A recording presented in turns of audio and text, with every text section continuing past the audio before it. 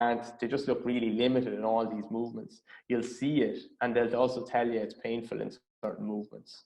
So it'll be obvious if it's poor. Don't worry about, like, is their toe moving this way? You can, if you're good at that already, brilliant. But if you're not good at that, look at the ribs, look at the pelvis, look at the feet. Are they actually moving? That's what we're looking for. Okay. Rotation, can they actually get around? A lot of people will get around in one direction and they'll stop here in the other direction. That's an example of bad movement. No, I feel stuck here, I can't get around, but I can get around pretty well, right?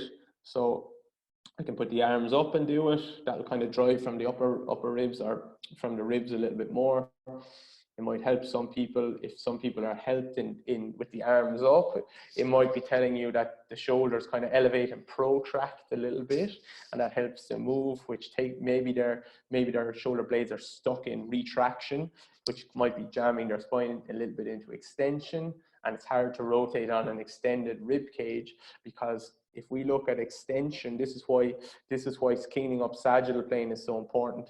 If we look at extension through the spine, it's the extension there, lower ribs that are flared. How am I going to rotate on a rib cage that looks like that at the back? I can't. There's no space there.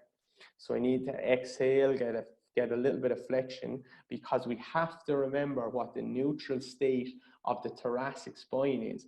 It's a flexed thoracic spine. It needs to have flexion through it and to be able to rotate. So if we're trying to clean up a transverse plane of a client that's in extension in the sagittal plane, just because they can't rotate, that's probably still a sagittal plane problem, that they've flared ribs, which you're going to start paying attention to now, because I told you to, and you're going to start seeing that the lower ribs will be flared. Even if someone looks overly kyphotic, their lower ribs are still going to be flared 90% of the time. Okay, and then we can kind of take out the pelvis for the rib cage rotation as well, and check side to side here. These are just options for you to check.